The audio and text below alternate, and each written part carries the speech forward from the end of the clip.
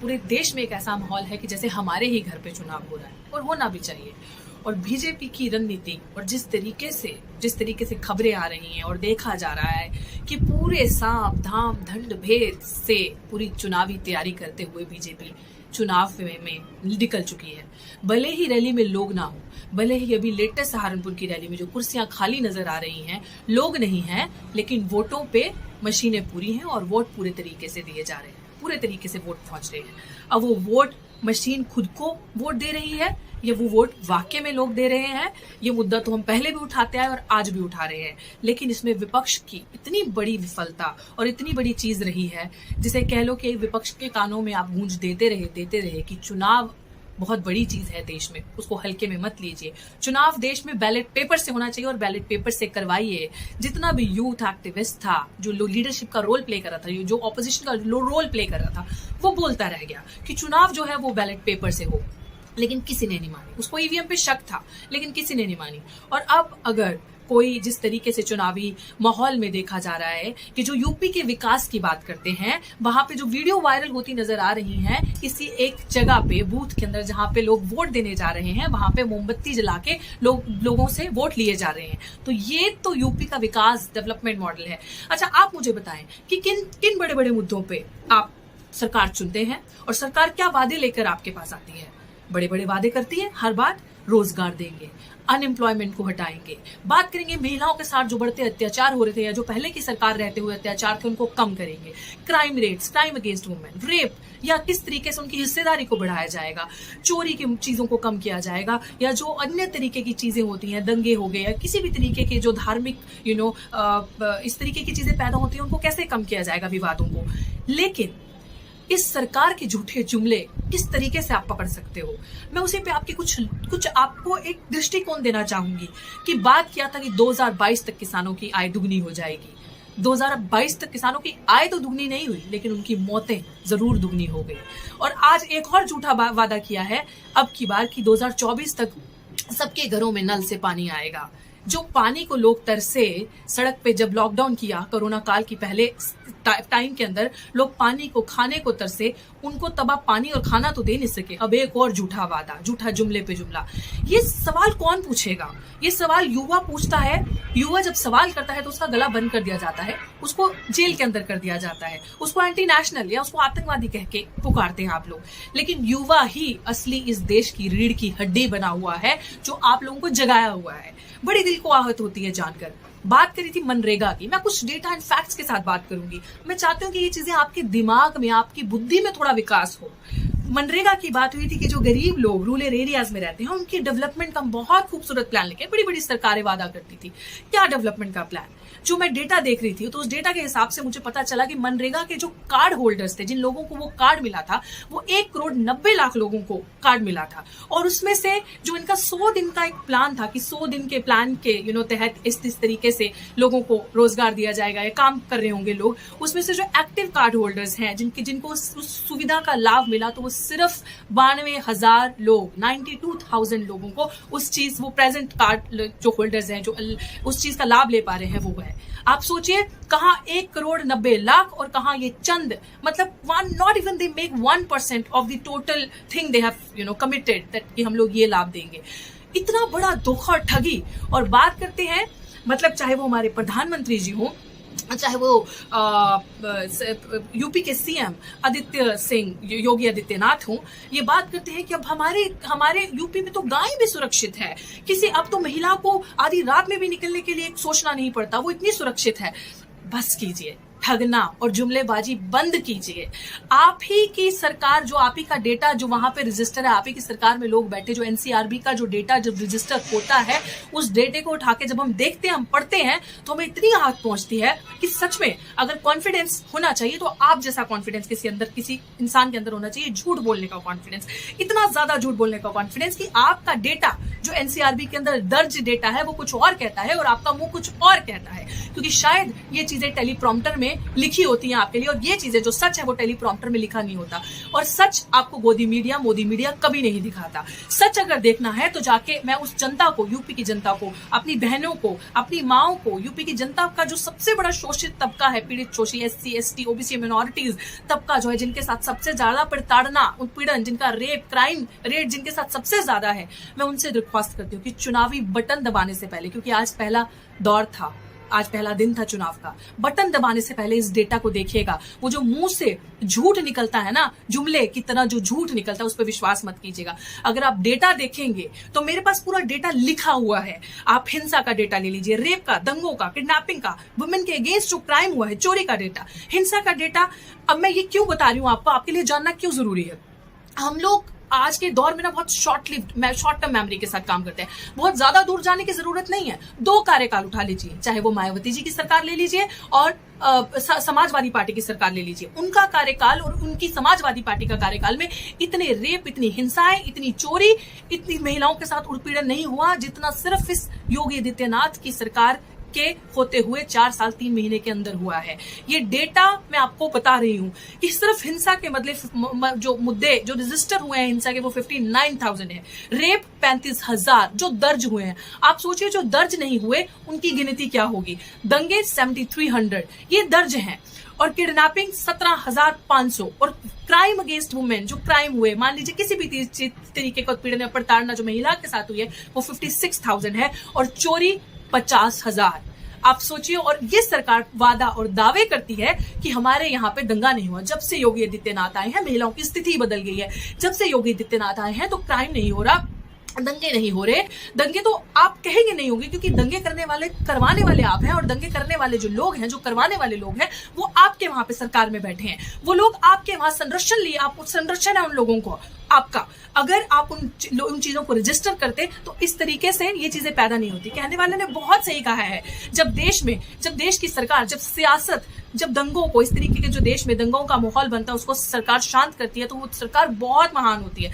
लेकिन जब सरकार ही देश में दहशत का और दंगों का माहौल पैदा करती है तो समझ लीजिए देश को चलाने वाला बेहद ही नालायक और निकम्मा इंसान है। और देश की सरकार जो आपने भागदौड़ दी है वो किसी निकम्मे इंसान के हाथों में, और ये वही हो रहा है आपके कार्यकाल में।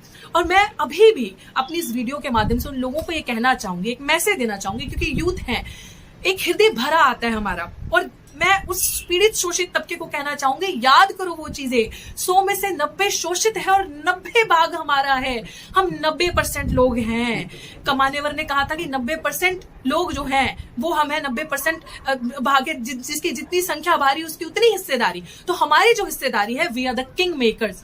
हम रूलर्स हैं, हम किंग मेकर्स हैं। हम किंग को बना सकते हैं। तो आप सोचिए कि जो किंग मेकर किंग को बनाते हैं, जो किंग मेकर्स हैं, वो राजा से ज्यादा ताकतवर किंग मेकर्स होते हैं।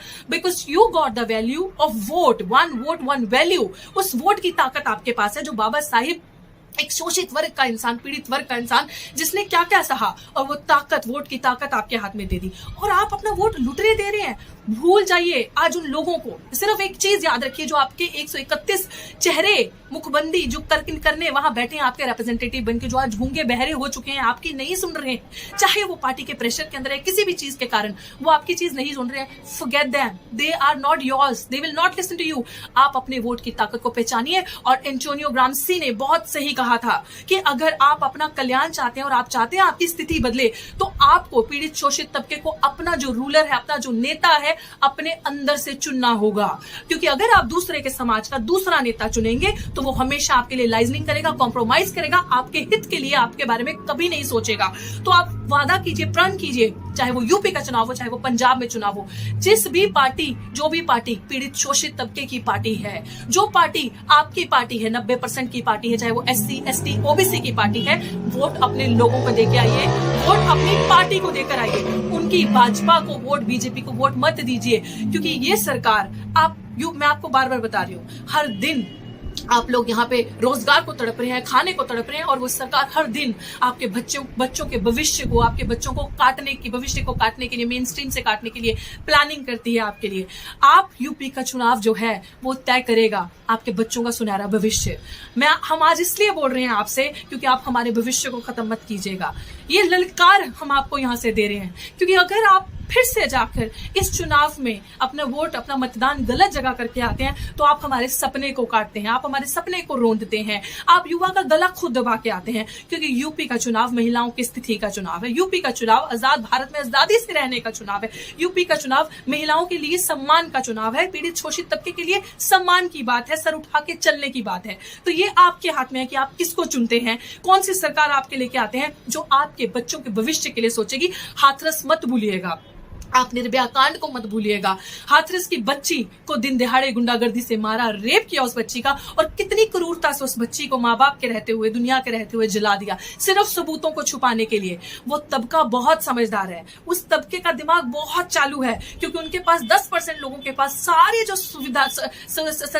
सुविधाएं हैं, सारी चीजों का लाभ वो लोग ले रहे हैं। उन लोगों के बच्चे बाहर पढ़ते हैं, उन लोगों के पास सारी चीजों की सुविधाएं हैं, वो लोग कभी सड़कों पर आगे संघर्ष नहीं करेंगे। उन लोगों के घर के बच्चे कभी आपको हम लोगों की तरह ललकार लगाते, हम लोगों की तरह अपने हकों के लिए लड़ते और जेलों के रास्ते जाते या प्रताड़ना सहते या रेप थ्रेट्स लेते दिखेंगे नहीं, क्योंकि हम लोग बोलते हैं, हमारे मुंह में जुबान है तो हमें रेप की थ्रेट आती है, डेथ थ्रेट्स, धमकियां मिलती हैं।